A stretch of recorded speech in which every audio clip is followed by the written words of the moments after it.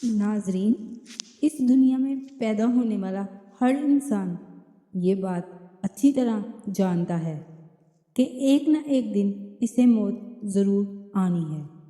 और जिस दिन अल्लाह ताला ने हमारी मौत का वक़्त मुकर्रर कर दिया होगा, उस दिन हमें हर हाल में मौत आकर रहेगी, चाहे वो बीमारी की सूरत में हो या किसी हादसे की शक्ल में। हम हरगिज़ मौत का इनकार नहीं कर सकते, क्योंकि हर शख्स की उम्र मुकर्रर है, ना इसमें कमी हो सकती है और ना इजाफा।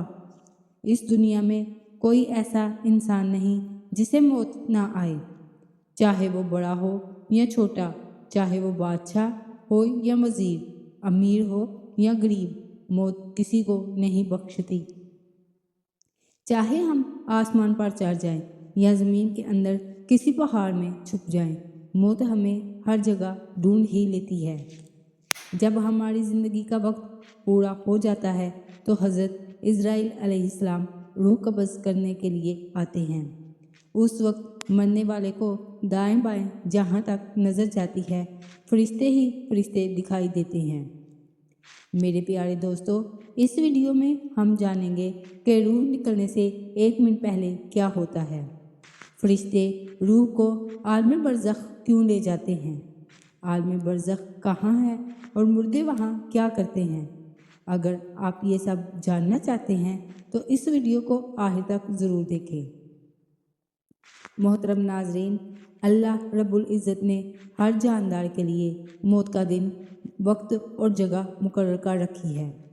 मौत वो वाहिद हकीकत है जिसे दुनिया का हर इंसान मानता है। मशरिक़ से मगरिब तक की बड़ी से बड़ी ताकतें भी मौत के सामने बेबस हैं। मौत बंदों को हलाक करने वाली, बच्चों को यतीम बनाने वाली, औरतों को बेवा करने वाली और जालिमों को जहन्नम में झोंकने वाली हकीकत है, जबकि नेक और परहेजगार लोगों के लिए यही मौत जन्नत की वादियों तक पहुंचाने का जरिया बनती है। मौत ना छोटों पर तरस खाती है और न बड़ों का लिहाज करती है। जब हुक्म इलाही होता है तो मौत दुनिया की हर रुकावट को चीरकर अपना मकसद पूरा कर लेती है। ना ये किसी नेक पर रहम करती है और ना किसी जालिम को बख्शती है। चाहे इंसान सफ़र में हो या अपने घर में, मौत किसी को नहीं छोड़ती। जब मौत आती है तो ना आँख देख सकती है, न ज़ुबान बोल सकती है, न कान सुन सकते हैं और ना ही हाथ पांव हरकत कर सकते हैं।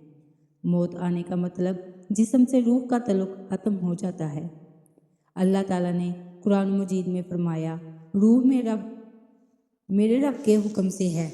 जब मौत आती है तो इंसान के अमाल लिखे जाना बंद हो जाते हैं और तौबा के दरवाजे भी बंद हो जाते हैं।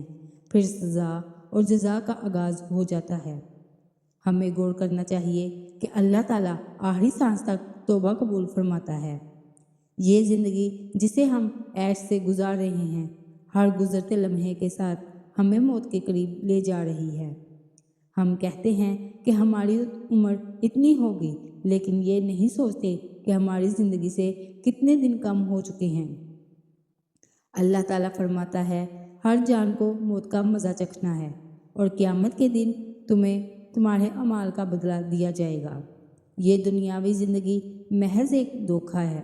इस दुनिया की हर चीज़ फना होने वाली है, सवाए अल्लाह ताला की ज़ात के। हमें एक दिन उसकी तरफ लौट कर जाना है। हम सब जानते हैं कि हमें मरना है, मगर कब, ये राज अल्लाह ने अपने पास रखा है।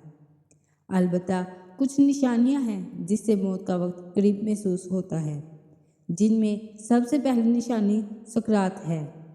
अल्लाह ताला फरमाता है, मौत की सख्ती आ गई है, यही वो चीज़ है जिससे तुम भागते थे। उलमा फरमाते हैं कि रूह निकलने के वक्त शदीद तकलीफ़ होती है, हत्ता के मोमिन को भी। रूह को जिस्म के हर रगो रेशे से खींचा जाता है, बालों की जड़ों तक से रूह निकाली जाती है।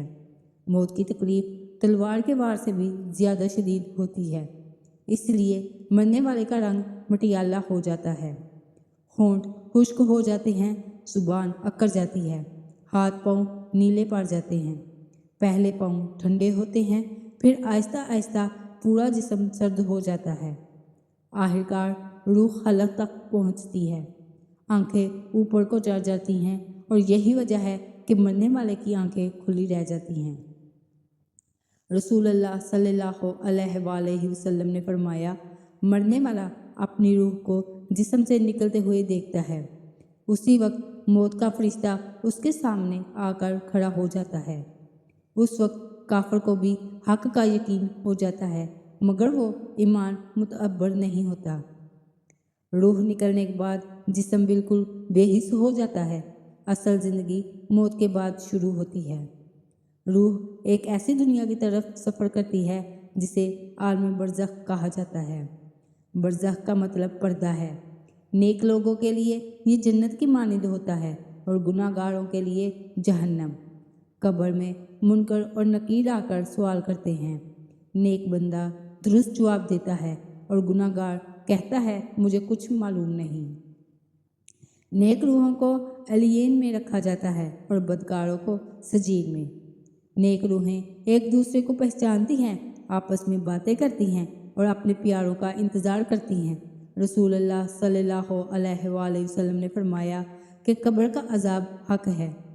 آپ قبر کے عذاب سے اللہ کی پناہ مانگا کرتے تھے۔